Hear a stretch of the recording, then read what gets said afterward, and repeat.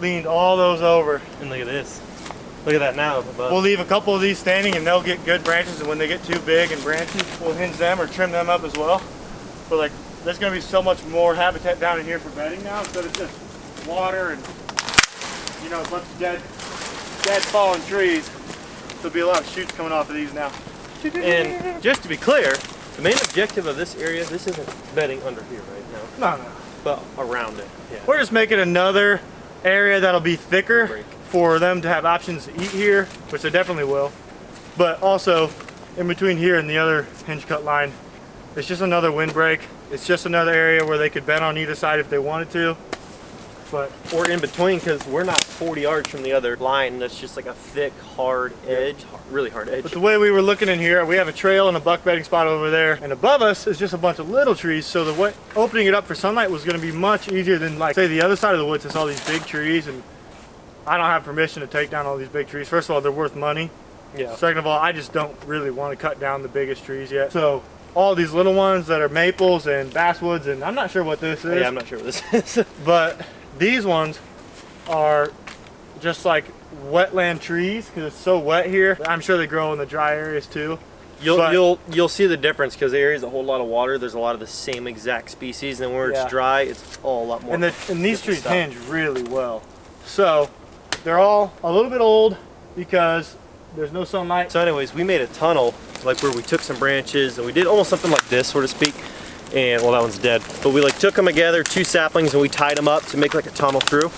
Well, that was 6, 7, 8 years ago, long time ago. It was when his parents first got the ground, and they're still alive, and they're still the same size as when we tied them together. I think it was 2011. And it's even loosely tied together still. Like, they didn't even fill out to, but they're still growing buds. So, I mean, they're alive. They get enough sunlight to live. That's it. Just enough to survive. But this will create a whole new edge of vegetation, so that's good. And it'll allow the trees we leave standing to get so much bigger. Yeah, for sure. Otherwise, these trees would get 30 years old, and a couple of them be half dead, and still only be 6 inches of diameter. So what we're going to do now is we're going to finish doing some hinge cutting here. We might get a little bit of footage on and off of dropping some trees. Anyway, so we're going to do some more hinging here, and then in a little bit, we're going to show you what his strategy is going to be for the best, driest buck bedding on this property with his situation. And it's going to be that area, I would imagine, straight along this ridge between a swamp and this high ground. There's like a nice high ridge that runs through here on this edge, and it just looks like a place you'd want to bed down if you're a deer. So we'll show you that towards the end of the video.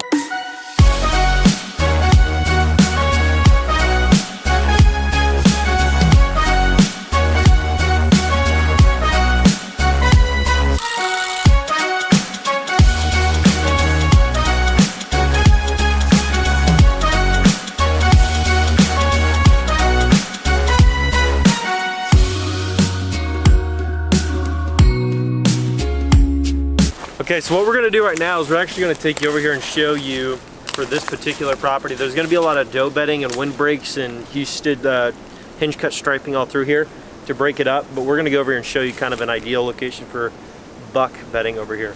Joshua, explain to them why this area, this highest spot over here, with a swamp on that side, food on that side, hinge cut, hard edge on this side, this ridge, woody browse everywhere, is ideal for a buck to be bedding. You can already see the rub line over here. Okay, so if you look over there, there's water. Basically it's just a mushy, watery area all through here, and on the other side is too. And this kind of brings it up to a high point. One of the main things is that bucks like to be on the high points near or in the middle of a watery area so they can hear things coming to them. But also, just like basic, they want to stay dry. So all we have here is a ton of wind protection. Ton of wind protection. That hill goes up and there's just bushes and saplings all over it. So that breaks the main wind, but then the wind kind of comes back down to the top of the woods that way. So right here on this whole ridge is a bunch of little canopies. I mean, if you come in here, I mean, the whole ridge kind of looks like this. We'll go inside the swamp, but the whole ridge kind of has these kind of, what are these bushes called? Like a honeysuckle? Yeah, some kind of weird. Something like that. I Bushes. could be wrong on that, but it's honeysuckle. But it's all this canopy and all this side cover, and I get bucks just like a lot of woody browse, and there is a lot of cropland around here. And even if you go out to like Ohio or whatnot, and there's a lot of deer, there's still always deer all over the cornfields. And you're thinking, how is there any corn left? They've been freaking at it ever since the corn hit the ground. But around here, there's plenty of corn laying on the field. You just need cover to hold the deer when they're not out feeding. Yeah. On top of that, the farmers that are going to farm the field just over this hill, they're going to leave corn there for me. So you got to have the bedding to hold the deer to eat the corn. All the bedding right here where the wind is protected. I mean, a lot of it's going to be on that ridge and this ridge, and it may not be anything in there, but they may travel in there. You know what I mean? Because you are going to put food in there too. Yep. So, oh yeah, it'll be good. So yeah, the whole point of this, what I was telling you about buck bedding, is if this is kind of a different situation than the last video that we made when we were talking about how to make a deer bedding area start to finish. We did the tunnel and all that stuff, and you were in that video. This is a different situation. You're in an area where there's a lot of wet ground. Find those high and dry spots, whether it doesn't even have to be like a whole couple acres. It could be literally like you find an area that's like 10 yards by 10 yards. That's just like a little dry patch. Yeah. Make bedding in that area if you can. Well, they're probably already using it, but if you can maximize the attractiveness of that location. I mean, look at these hinges. Show them these hinges all through here. Like if you can get on the back side, all these hinges right here. And these are all gonna live. So this is gonna stay really bright green, really full over top because the sunlight's still gonna hit it.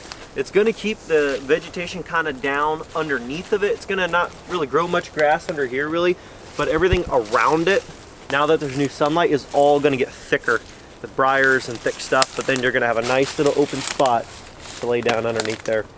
So yeah, that's gonna be your ideal bedding for a more wet area.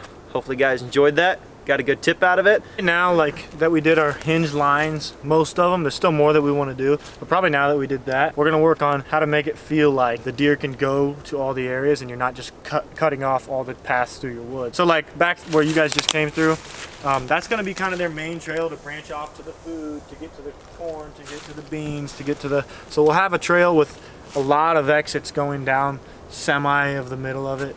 And just give your deer plenty of exit plans, but leave lots of food and lots of wind cover, and you're good to go. Exit plans, but not wide open to where everywhere they turn is an exit plan. Yeah. So, but yeah, so have it strategically thick and dense with exit strategies. You should be in pretty good shape. Yeah, a lot of you have fields with stuff like this. All you gotta do is clear out the dead branches underneath. Yeah. For the most part. Because like, look at that stuff behind them. Yeah. This was all. A deer's not gonna bet on that. Yeah. Like a deer's not gonna pick up those sticks and move them and lay on top of it.